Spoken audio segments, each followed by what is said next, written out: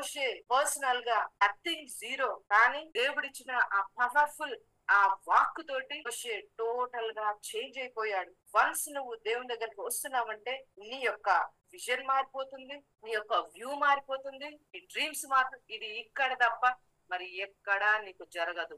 నీ కొడుకుని చూసిన ఇది బాగు కాదు అనే వ్యూ ఉన్నది.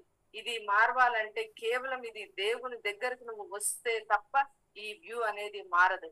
వన్స్ నువ్వు ఎప్పుడైతే దేవుణ్ణి నువ్వు టచ్ అవుతావో దేవుని యొక్క ఆత్మ ద్వారా నీ లోపల దాని గురించినటువంటి ఫెయిత్ రిలీజ్ అవడమే కాకుండా నువ్వు నీ నోట్లో నుంచి గట్టిగా నువ్వు చెప్పడం మొదలు పెడతావు.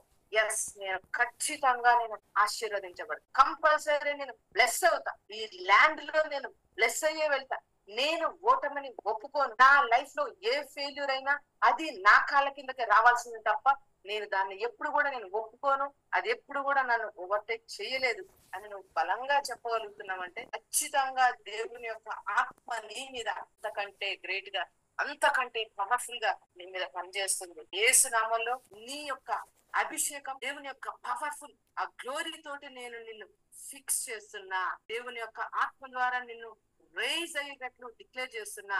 నేనే నీ దేవుడినైన యెహోవాను అనే రెవలేటరీ డిక్లరేషన్ ని పరిశుద్ధాత్మ శక్తితోటి ఈ లోపలికి నేను రిలీజ్ చేస్తున్నా. నిన్ను దేవుడు తన యొక్క బలమైన ఒక స్పిరిచువల్ వారియర్ లాగా దేవుడు నిన్ను బ్లెస్ చేయబోతున్నాడు.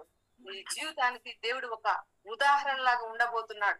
నీ లైఫ్ కి ప్రతి ఒక్క ప్లేస్ లో కూడా నువ్వు ఒక గ్రేట్ విట్నెస్ లాగా ఉండేటట్లు దేవుడు నిన్ను బ్లెస్ చేయబోతున్నాడు. ప్రతి ఫెయిల్యూర్, ఆబ్స్టికల్, ఓటమి, అడ్డంకు, ఆటంకాలు ఇవేమీ కూడా దేవుడిచ్చిన డెస్టినీ నుంచి నిన్ను నథింగ్ 0% కూడా సపరేట్ చేయలేవని నేను గట్టిగా నమ్ముతున్నా. నాకు తెలుసు, ఎందుకంటే దేవుని పవర్ కంటే పవర్ఫుల్ అయినది ఏది లేదు. అది దేవుడు ఆజ్ఞ ఇవ్వలేదు దేనికి. నీ జీవితంలో దేవుడు ఏదైతే నీకు ఒక గమ్యాన్ని ఇచ్చాడో, ఏదైతే నీకు ఒక ప్రాఫెసీ ఉందో, ఏదైతే నీ ఫ్యూచర్ గురించి అంటాడో ఒక ఐ అనేది ఉన్నదో దేవుని యొక్క బిడ్డారా, అది నీదే.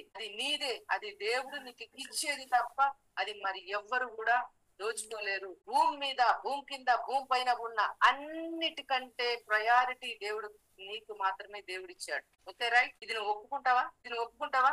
భూమి మీద, భూమి కింద, భూమి పైన ఉన్న ఏ క్రీచర్ కంటేనైనా దేవుడు ఫస్ట్ ప్లేస్, ఫస్ట్ ప్రిఫరెన్స్ అది నీకే ఇచ్చాడు. అర్థమవుతుందా? నీకు ఎందుకు ఇచ్చాడంటే నువ్వంటే అంత హైగా దేవుడు నిన్ను నీ విషయంలో దేవుడు అంత గ్రేట్ గా దేవుడు చూస్తున్నాడు. నిన్ను అన్నిటికంటే పైగా నిన్ను పెట్టాడు, అన్నిటికంటే ఉన్నతంగా దేవుడు నిన్ను నిలబెట్టాడు. అందుకోసమనే నీ లైఫ్ లో నువ్వు వేసే ప్రతి స్టెప్ కూడా అవి నీకు ఒక అనుభవాలలాగా నీ లైఫ్ ఎండ్ అవుతుంది తప్ప వాటితోటి నువ్వు ఎప్పుడు కూడా ఆగిపోవు. ఎక్కడ కూడా వాటి ద్వారా నా లైఫ్ ఇక్కడ అయిపోయింది అనే విధంగా దేవుడిని ఎప్పుడు పెట్టాడు. ఒక ప్రాబ్లం ఉన్నది అంటే గుర్తుపెట్టుకోండి, అదేదో వాంటెడ్లీ నాకు ప్రాబ్లం కావాలని నువ్వు చెప్పడానికి కాదు, గాని నువ్వు దాన్ని దేవుడిచ్చినటువంటి థర్డ్ ఐ ఉన్నది కదా, ఆ ఐ తోటి కనుక నువ్వు చూస్తే డెఫినెట్ గా నువ్వు చూస్తావు. నా యొక్క మిరకిల్ డోరు ఇక్కడ ఓపెన్ అన్లాక్ కాబోతుంది. నా యొక్క మిరకిల్ డోరు ఇక్కడనే అన్లాక్ కాబోతుంది, ఇక్కడనే ఓపెన్ అవబోతుంది. దేన్నైనా దేవుడు నీకు అనుకూలంగా మార్చివేస్తాడు. ఏదైనా నీకు అది ఫేవర్ గా మారుతుంది.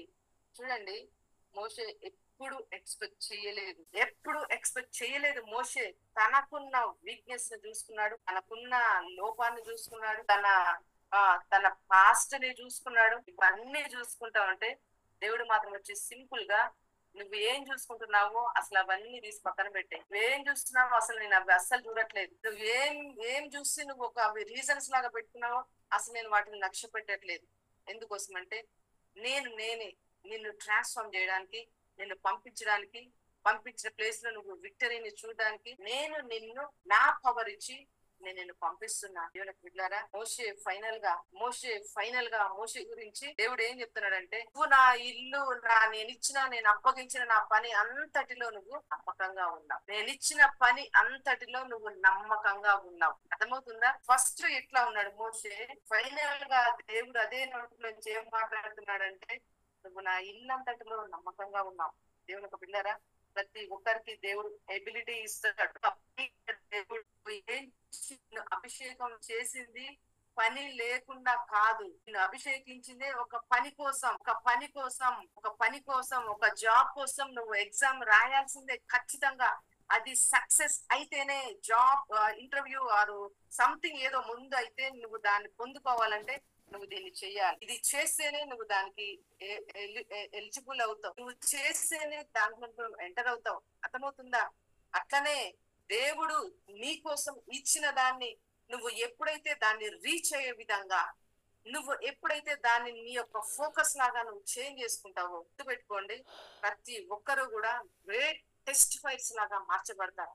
ప్రతి ఒక్కరిని కదిలించిన ప్రతి ఒక్కరు ఈ విధంగా చెప్తారు, ఎస్ గాడ్ ఈస్ గుడ్. ఇప్పుడు నా లైఫ్ లో ఈ ప్లేస్ లో ఈ మిరకల్ చేశాడు, ఈ టఫ్ లో నేను ఇక్కడ ఇట్లా ఉన్నా, దేవుడు నా లైఫ్ లో ఈ విధంగా మిరకల్ చేస్తున్నాడు, నాకు ఇట్లా లైఫ్ లో ఇంత ఎక్స్పీరియన్స్ ఉన్నదని నువ్వు ప్రతి ఒక్కరు కూడా చెప్పగలిగితే నిజంగా అంతకు మించినటువంటి బ్లెస్సింగ్ అనేది, దేవుని యొక్క వర్డ్ అనేది భూమి మీద ఎస్టాబ్లిష్ అవ్వడం అనేది ఇంకా వేరే దారి లేదు. నీ లైఫ్ లో నేను డిక్లేర్ చేస్తున్నా, ప్రతి ప్లేస్ లో ప్రతి డోర్ నీ కోసం ఓపెన్ అవుతుంది. అది ఏ ఆటంకమైనా అక్కడ డోర్ నీకు ఓపెన్ అయిపోతుంది. దేవుని యొక్క పవర్ఫుల్ అనైంటింగ్ తోటి నేను ప్రాఫిటికల్ ఆ బ్లెస్సింగ్స్ ను రిలీజ్ చేస్తున్నా. యేసు నామములో ఏదైతే దేవుని యొక్క పవర్ ద్వారా నీ లోపలికి దేవుడు తన యొక్క అభిషేకాన్ని, తన బ్లెస్సింగ్స్ ని, తన మిరకల్స్ ని, దేవుని యొక్క వాక్ ని నీ కోసం అనుగ్రహించి నేను అభిషేకించాడు, ఏ సమయంలో నువ్వు అది రీచ్ అయ్యేటట్లు, నువ్వు దాన్ని చూసేటట్లు, అనుభవించేటట్లు నేను బ్లెస్సింగ్స్ ని డిక్లేర్ చేస్తున్నాను.